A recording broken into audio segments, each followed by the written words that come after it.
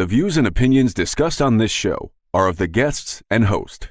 They do not reflect the views or opinions of associated sponsors or affiliates. If you become possessed by an interdimensional being after listening to this podcast, we are not liable for any damage caused by ectoplasm, physicality towards loved ones, or levitation-related injuries where you are listening from. Enjoy at your own risk. It's the Oddtonewfoundland. Ghostly greetings from your host, Jonathan. Mysteries, ghosts, monsters, and lore. East Coast esoterica and so much more.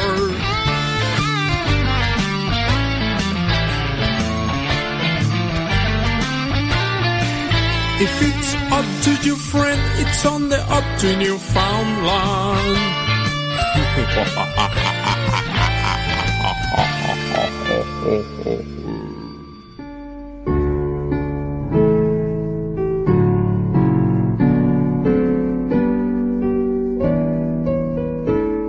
Ghostly greetings from the oldest city in North America. I'm your host, John Mallory, bringing you the best in East Coast esoterica. You, my friends, have stumbled upon the Oddtonewfoundland Paranormal Podcast. Welcome to episode 297 of your monthly paranormal variety show. And having you here is better than the sun finally coming out. And just how freaking cool was that eclipse? Like, did you guys get to enjoy that? I did. I was driving one of my children home, and I'm driving down the road, and suddenly it goes dark. All the street lights go on, and then suddenly it becomes light again. It was pretty cool. It was very short-lived, though. I kind of amounted to the first time, you had relations. Might not have lasted very long. Boy, do you ever remember it forever. Why? Because you're wonderful. A masterpiece, beautifully made, important to people because you're important to me, highly favored by your creator, or the law of averages and physics working in tandem. You, my friend, are an oddball, and on this show, your family, and we are one. 297 episodes in. Wow. 10 years. 10 years is coming. It's coming in July. Pretty exciting stuff, huh? Man, what have you stuck with for 10 years? Has there been something you're really passionate about? Maybe it has to do with the paranormal. Maybe it has to do with something else. But is there something you just love? I can think of a few things I've been doing for really my whole life. Lifting weights is one thing. I've always loved weight training. Although I've never considered myself a bodybuilder because I just have not got the mental juice, so to speak, for the diet of it all. My God. And I'm always been quite fond of video games. I love my video games. Although I'll admit I'm not as big on them as I used to be. Is there anything you guys are really into? Could be anything at all. Maybe you're in this like music or art.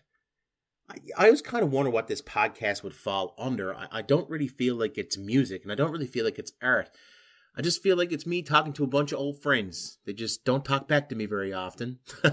But there's one way to say hello. Absolutely. Don't forget, you can always, quote unquote, buy me a coffee down in the show notes. That'd feel really nice. That'd be awesome, actually. I'd really appreciate that. Great way to support me in the show. Another thing you can do is just like, follow, and subscribe from wherever you're listening from. There's so many places the Oddtonewfoundland Paranormal Podcast is heard from all over the world. And we're always open to having new friends, new oddballs join the ranks here at the Oddtonewfoundland Paranormal Podcast. Summer is just around the corner. The crocuses are coming out. That's not all that's coming out, though. Oh, boy. There's a lot of stuff coming out. A lot of creepy, crawly, weird stuff coming out. Yeah. You probably guessed what my first story is going to be with the paranormal news. Somewhere between the funnies and the obituaries is... Oh, yes. The paranormal news. It's gonna be Cicada-geddon, folks. And it's the biggest bug emergence in centuries. Trillions of evolution's bizarre wonders, red-eyed periodical cicadas, are about to emerge in numbers not seen in decades and possibly centuries. Centuries, crawling out from the ground every 13 to 17 years with a collective song as loud as jet engines, this periodical cicada are nature's kings of the calendar. These black bugs with bulging eyes differ from their greener-tinged cousins that come out annually. They stay buried year after year until they surface and take over a landscape, covering houses with shed exoskeletons and making that ground all crunchy-wunchy. This spring, an unusual cicada double dose is about to invade a couple of parts of the United States, in particular in what University of Connecticut's cicada expert John Cooley called Cicada-geddon. The last time these two broods came out together was back in 1803. Thomas Jefferson, who wrote about cicadas in his garden book but mistakenly called them locusts, was president at the time. Periodic cicadas don't be subtle, Cooley said. If you're fascinated by the upcoming solar eclipse, which already took place, the cicadas are weirder than bigger, said Georgia Tech biophysicist Saad Bama. We got trillions of these amazing living organisms coming out on the earth, climb up on the trees, and just a unique experience, a sight to behold. It's like an entire alien species living underneath our feet, and then some prime number of years they come out and say, "How you doing?" Times mistaken for voracious and unrelated locusts, periodical cicadas are more annoying rather than causing biblical economic damage. They can hurt young trees and some fruit crops, but it's not widespread and can be prevented. The largest geographic brood in the nation is called Brood 19, and coming out every 13 years, is about to march through southeast, having already created countless boreholes in the red Georgia clay. It's a sure sign of the coming cicada occupation. They emerge when the ground warms up to about 17.8 degrees Celsius, which is happening earlier than it was used to because of climate change. Entomologists said the bugs are brown at first, but darken as they mature. Soon after the insects appear in large numbers in Georgia and the rest of Southeast, cicada cousins that came out every 17 years will now also be coming out, and this is brood 13. You've got the very widely distributed brood of 19, but you have a very dense, historically abundant brood in the Midwest, your brood 13, and this is going to be the biggest just amount of insects on our planet coming out of the ground at the same time. Two different broods of two different cicada cycles merging. I mean, these hideaway cicadas are found only in the United States, thank God, not here in Canada. 15 different broods that come out every 20 years. On 17 to 13 year cycle, these two broods may actually overlap, but probably not interbreed in a small area near central Illinois, and it's going to be a sight to behold. I want you to close your eyes, and I want you to envision a couple of giant grasshoppers by your feet. Okay, kind of unsettling, not so bad. You know, you can get through it. You might step on them. You might cook them up and eat them. I don't know what you're into. I'm going to tell you one thing, though. When there's a trillion of them, oh my God, they're up to your knees and crawling and wriggling. And oh God, I don't know if it's odd to Newfoundland, but it's definitely crazy to think about. Whoa, oh boy. You know what? Let's talk about something a little bit more wholesome. Let's talk about the Oregon man who just nearly got killed by a saw blade. And I'm telling you right now, this story is just absolutely, I mean, it's earth-shaking. And the guy rightfully said, "I need a beer. I'm still shaken up," after the Oregon man nearly escaped being gored by a runaway saw blade. It's a freak accident. A man in Eugene, Oregon is thanking his lucky stars after narrowly escaping being gored by a runaway saw blade. Sam Remch, who was entering a local market with a 4-foot saw blade running at a nearby construction site, came loose and huddled towards the store's front door. "I was walking in the store. I put my hand on the door and I heard a loud bang and yelling. Just as a cloud of smoke pops up and I see a guy fall in the ditch and a 4-foot blade hurtling at me.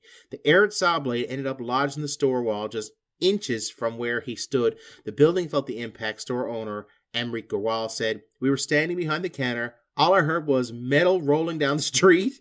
It was just wind. All of a sudden we heard a loud bang. It shook the whole store." The saw blade was wedged 2 feet into the store's wall and required 3 men to remove it. The contractor of the construction site told and said that workers were fixing a leaky gas valve and suggested operator error caused the blade to spin out of control. A communications director from Northwest Natural Gas told the station that the incident involved a contractor at an NW Natural job site and said that the contractor has been removed from other work for the company while the incident is reviewed. Yeah, you think? The man who was almost killed said his kids were also shocked when they saw the video, and they all came to my house and hugged me and had lots of cries. He added, "Obviously, it wasn't my time, but probably closest I've ever experienced." He then suggested how he was going to deal with the freak accident by saying, "I need a beer. I'm still shaking." He said, "It's 9 o'clock in the morning. I'm not going to work today. I'm going to drink a beer." And I can really relate because I actually used to be a wall cutter, okay? I used to work in construction, and I used to work with giant saw blades. And these saw blades are freaking Huge. Like, we're talking my height. They're like 4, 5, 6 feet tall. These things spin with water and cut through concrete.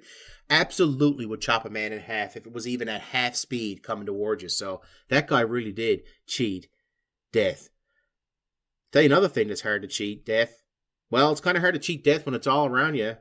There's a ghost town, okay? And the lady who lives there is in America's most haunted city where phantom kids play and weeping ghosts are heard before mysteriously vanishing. A self-confessed ghost hunter living in America's most haunted city has revealed some of her most spine-chilling encounters with those from beyond the grave. Anaka Aidenfield, 42, is a lover of all things spooky who runs ghost tours in the historic city of Savanah, Georgia. Anaka said it feels like you're living shoulder to shoulder with people you can't see. So like John Cena? No, man. We're talking ghosts, okay? The city of Savannah is home to some of the most haunted hotels, B&Bs, and cemetery in the United States. Spiritual, Hinaka moved to Savannah from Florida and now leads ghost tours in the city. The history buff says her close encounters with the city's phantoms have included feeling an invisible hand on her shoulder and even living in a haunted apartment. Pretty cool. Savannah has a long history of paranormal activity with several reportedly haunted hotels, B&Bs, and cemeteries, while reports of ghostly sightings are off the charts. According to Anaka, the 19th century building known as Factors Row are one of the most haunted areas in the city.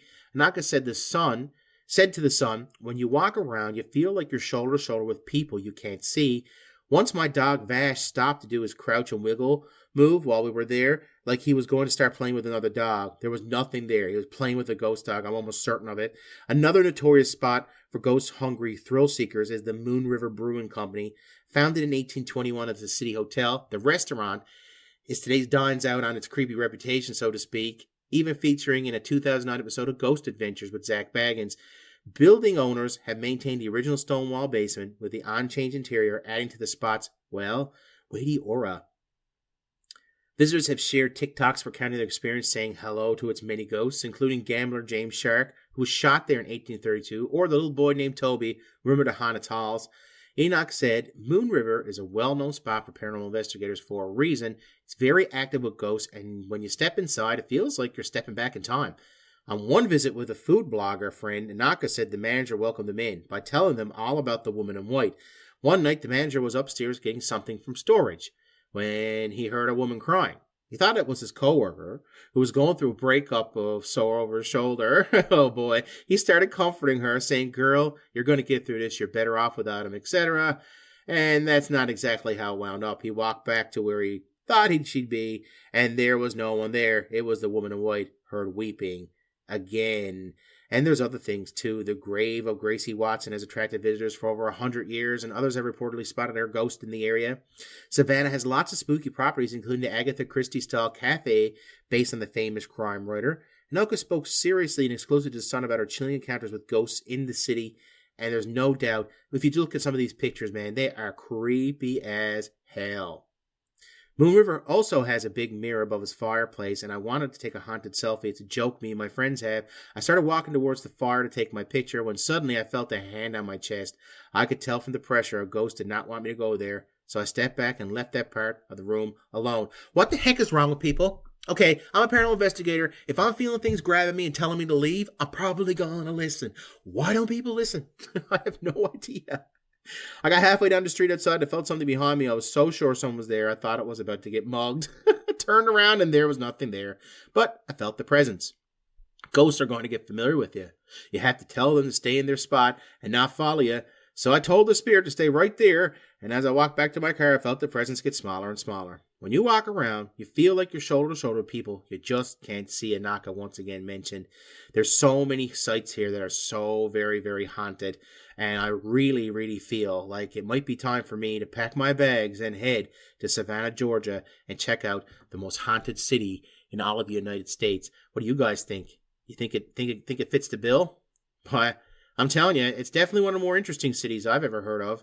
But there's more interesting cities out there.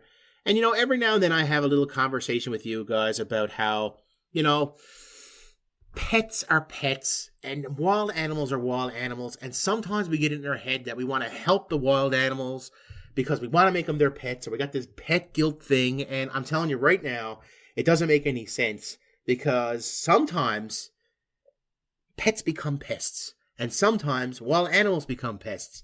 And well, there's a lot of monkey mayhem going on, and it could soon be a thing of the past in central Thai city. The macaques that roam Lopburi frequently try to snatch food from humans, sometimes resulting in tussles that can leave people with scratches and other injuries. Thai wildlife officials laid out a plan on Wednesday past to bring peace to a central Thai city after at least a decade of human-monkey conflict. The macaques that roam Lopburi as a symbol of local culture and a major tourist draw, but after years of dangerous encounters with residents and visitors and several failed attempts to bring peace with population controls, local people and businesses have had enough. The monkeys frequently try to snatch food from humans, sometimes resulting in fights, but outrage grew in March when a woman dislocated her knee after a monkey pulled her off her feet in an effort to grab food, and another man was knocked off a motorcycle by a hungry monkey. Authorities hope to round up 2,500 urban monkeys and place them in a massive enclosure, said Accusonus, the director general of the Department of National Parks, Wildlife and Plant Conservation here in Thailand. They'll work with wildlife experts to find a way for a limited number of monkeys to stay, but only a limited number. I don't want humans to have to hurt monkeys, and I don't want monkeys to have to hurt humans, he told reporters during a news conference, an official monkey catching campaign. like you can picture your resume going to join the monkey catchers in Thai. In this Thai city, honestly. An official monkey catching campaign was launched this week, prioritizing more aggressive and alpha males. Has caught 37 monkeys so far, most of whom have been placed under the care of wildlife authorities in the neighboring province of Saraburi, while others were sent to the Lopburi Zoo. Officials said they plan to capture the rest of the monkeys once the enclosures are complete, especially those in the residential areas. Separate cages will be prepared for different troops of monkeys to prevent them from fighting. So I'm going to ask the obvious question. What about like people who just look like monkeys? Are we going to put them in cages too? I mean, maybe I shouldn't go to Thailand, man. I might be screwed on this one. Experts say the first phase of the operation to start within weeks and has been a complete success. The monkeys are a symbol of the province, and they don't want to destroy the animals. They just want to make sure they're protected and also protecting other humans. Macaques are classified as a protected species under Thailand's wildlife conservation law. Some have blamed the city's monkey troubles on tourists and residents feeding the animals, which they say drew monkeys into the city and boosted their numbers, as well as getting them accustomed to getting food from humans. But an earlier effort to limit feeding may have made things worse. Some residents say local officials began threatening fines for feeding monkeys outside a few designated areas around the main tourist attractions in recent years. But those feeding areas were dominated by a few troops of the highly territorial creatures, while rival bands grew hungry and turned to harassing people. I'm telling you, man, these guys are a menace. Previous control measures have fallen short, because I've reported on this multiple times over the last 10 years on this show.